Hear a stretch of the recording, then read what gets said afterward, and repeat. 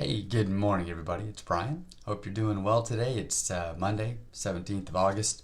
Here to do just a really quick update, talk about the markets, what we're looking at, some trade ideas out there. We'll start with Forex. Got a couple things we're looking at in Forex for the start of the new U.S. session. And then we'll have a look over at the futures market to see what we've got going on as far as trading opportunities there with ES, which is the S&P. Crude and gold, and then we'll wrap it up and move on. Not a lot to talk about with crypto, man. It's been on a move, right? Crypto's been doing great. If you're buy and hold from a couple months back when we started talking about it, you're in a great position. There's not a whole lot to worry about from a trading perspective right now. So we'll hit the two markets that are give us the most active opportunities for the day, and then let you guys go on with it and trade your plan, stick to your plan, and go from there. Let's just get on with what we're gonna do here. So starting off over here, I'm sure you always want to look at news just to see what's coming up for the day. We always want to check to see if we have any high impact news that could potentially throw a wrench in the works as far as creating different market conditions than what we might normally see. Today, starting the day off, we don't have any high impact news at all. In fact, it's a really light week overall. If we just look at the week overall, it's a light news week. There's not really any high impact news during the U.S. session that we need to be concerned about.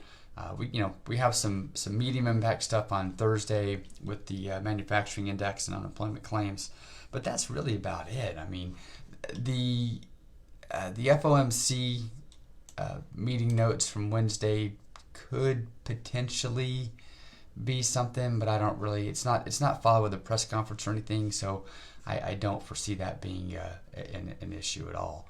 So pretty light week from a news perspective. And we'll get over when we get into the S&P here in just a little bit. Share some thoughts on that and kind of where we are right now and kind of some drivers behind it. But let's go ahead and just start off by having a look at the forex market and a couple of the opportunities that are there coming into the new session, because the new session is going to start here in about 7 minutes. We'll have the U.S. session beginning. The U.S. foreign exchange trading session begins at 8 a.m. U.S. Eastern time. So that'll be coming up here in just a minute. Let's have a look at what that is and what we could potentially be trading on that one. So we'll begin over here just looking at our currency strength meter and having a look at what's moving. We've got the yen. That's definitely been a strong currency coming into the new session. So beginning, it's Monday, it's been rocking and rolling as a strong currency in relation to our other currencies. So yen's looking like a great currency to be trading. And counter to that, we've got the pound down here. The pound is certainly a weak currency. It's kind of been all over the place, but it's definitely been favoring the weak side comparative to other currencies out there. So the pound versus the yen certainly could be something to watch. It's for the day. It's only moved 68 pips. Its average is into that 90 to 100 pip range. Friday it only moved 67 pips. So it moved significantly below its range on Friday. So today we could see some additional movement there. Other ones to keep an eye on would be the pound versus the CAD or the euro versus the CAD. Both of these, if we look at what the ranges are, euro versus CAD has moved 57 pips so far for the day. Its average is over 100. So certainly could see opportunity there. Same with the pound versus the CAD. It's moved 65 pips for the day, and the average on that pair is the 120 to 130 range. So both of these are significantly lower than what their typical ranges are. So that means there may be some opportunity there for us to pop in and take a trade if we get divergence between that CAD continues pushing stronger and the pound or the euro continues to be sold off. If that current divergence continues to happen as we get into the new session, both of those look like great potential opportunities to take advantage of, simply because the range is a lot lower than its typical is. And then coming back to that pound versus the yen, which is our two greatest points of our strongest currency and our weakest currency. Looking at those, the pound yen, could certainly be something there as well.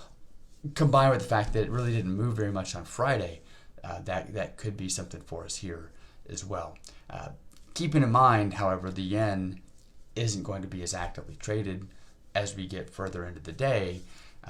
We're just coming up on a new session, so as the U.S. session starts, that's also the start of the Canadian session. So the CAD should have more activity behind it than the yen would. So if you're trying to weigh that out, the currencies that'll actually be active right now coming into the new market would be the pairs that would be most active, or potentially be most active, would be that pound versus the CAD or euro versus the CAD, because they're those currencies are being actively traded as we start this new session. The yen, should have seen most of its activity during the Australasian session and into London, while the Japanese markets were still open. They're closed down now, so maybe not see as much there on the yen, but who knows. So anyway, there we have it. A couple trade ideas: pound CAD, euro CAD. Just looking at where we are current range versus typical. Look for continuation of current trends that we've seen in the day. Pound continuing to sell off, CAD continuing to be a stronger currency. If that pattern continues as the new session starts, I think that's a good opportunity there. Moving on over to the futures market, which would be this screen right here. Moving on over here, what are we seeing on the S&P? Well, Friday was kind of a interesting day, didn't really do too much. We keep hitting our head over here on 3380, so we've been pushing to these new highs, and just keeps hitting its head, and pulling back. At some point, if we get another good run at this and we can break 3380, I really think we'll see 3400 pretty quickly after that. But it just, a lot depends on, can it break this 3380 and close above it, is kind of where we're sitting right now. 4-hour bias is long, 30-minute bias is long, so we'd be looking for long trading opportunities on this. The long trading opportunities could look a couple of different ways. We could look for a breakout of 3375. So coming into the day, Friday it made a run for it. In off hours, it broke above and then sold off. In the London session, and then during the U.S. Trading hours, the regular trading hours, it just kind of hovered around, didn't really go anywhere to speak of. But 3375, would be a spot to look for a breakout into the long direction, because again, long bias on the 4-hour, long bias on the 30-minute. So if we break above 3375, that would be the opportunity to buy here and see if it can continue long. For those that are looking for pullbacks, your next stop down is 3360. So if it pulls back to 3360, maybe even 3350, that would be the spot to buy from on a pullback. For looking for that. Of course, there is the way of trading that we've talked about quite a bit, and we're following along, which we haven't had a trade in a while, which that's okay. It's okay to not trade every single day. Is the one where for the first hour or so, into the day, look for pullbacks where we're watching for lower highs. So if we have a long bias, we'd be looking for lower highs and lower lows, and then buying as we break out of that previously closed lower high or lower low. So there's, not to go into a whole lot of detail about that, we've talked about it ad nauseum previously, so you can go look through old videos and find out that trading process. But ultimately, we would certainly be looking for long trading opportunities. So that could be, again, just to recap it, a break of 3375. If we break above here, that'd be our buy spot, or pullbacks back down to 3360, 3350 area if you're looking for a pullback trade. But certainly keep looking at long opportunities until it finally tops out and proves us wrong. But I think there's more room to run here, like we've said before, this is a big train moving. Don't keep trying to jump in front of the train hoping it's going to stop. Just roll with it, you know. And I think it's got some more rolling to do before it stops and really reverses for a while. So, you know, if we, anyway, I don't need to talk more about that. All right, crude. What's going on? Crude, mixed bag. Crude is mixed. So our 4-hour bias is long, 30-minute bias is short here. We've been struggling quite a bit, you know, to see if crude can go higher. There is some OPEC news this week. Back over here on this one. I mean, there is news this week that will impact crude. Where is it? Wednesday? Yeah, Wednesday. OPEC meetings are occurring, and then crude oil inventories on Wednesday as well. So Wednesday, you know, could certainly be a big day for crude, and it may just chop leading up to the news on Wednesday. Who knows what'll really happen there? So trade your plan. That's why you have a plan. And you know, for this, we look at the biases. If the biases are mixed, the plan says don't trade. You got a mixed bias. Sit on your hands. Don't do anything. Right? So that's the plan for oil, is sit on your hands until we get a definitive directional bias that we can then trade from. Right? So for right now, oil's mixed. Don't do anything with oil. What about gold? Well, kind of the same boat here in gold. Gold had a big sell-off after it hit its all-time highs up here last week. Had a bit of a sell-off, and now it's hanging around, you know, 1960 right now.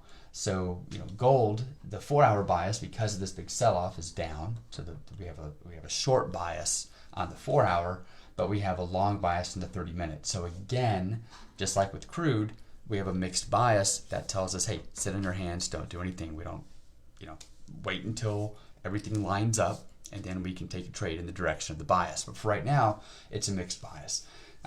Yeah, I do feel like gold still got upside to it. So there again, you know, if you just simply had to do something, you know, watch for pullbacks down to that, you know, 1950, 1940 area, probably 1950, and you could look to buy off of that to see if we can get some continued movement stronger in gold. But the plan would be, if you absolutely had to do something, that's what you would do. But the plan says, hey, we've got a mixed bias. Our 4-hour is short, our 30-minute is long.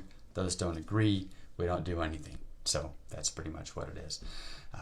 Guys, I can't stress enough, have a plan and stick to the plan.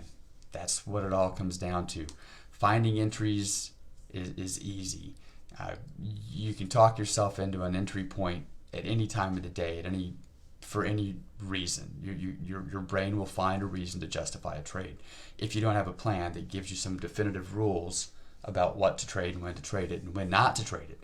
And when not to trade is just as important as when to trade, because having some rules about not trading keeps you out of the market, keeps you solvent during times that can be fairly uncertain.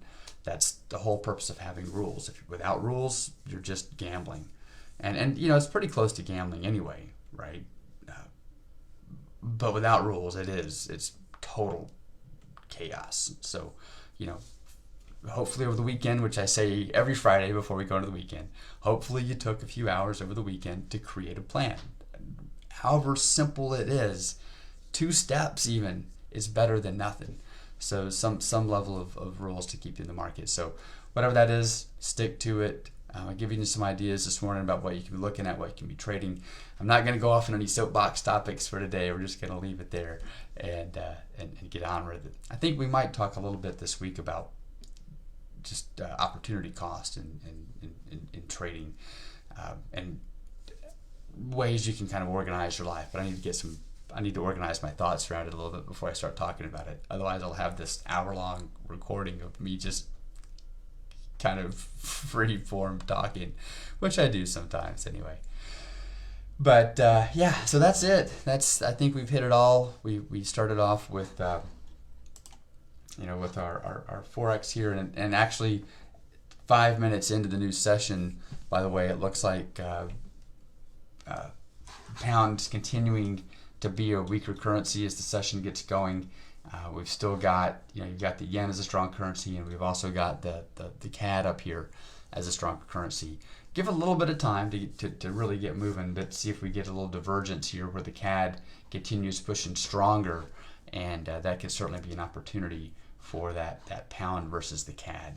And also the euro versus the CAD. The euro is coming back to the midpoint here. If it suddenly turned and diverged to the weaker side, the euro versus the CAD could be an interesting opportunity as well. Both of those have a lot left versus where they are now and their typical range. All right. So anyway, I think we've hit it all. We've hit forex. We've hit the futures markets. Give you some ideas of what to look for, what to potentially trade, and I'll let you go from there. If anything lines up on the trading process that we've discussed here before, I will record a video about that in the evening. All right. So that's it. Have a great day. Bye.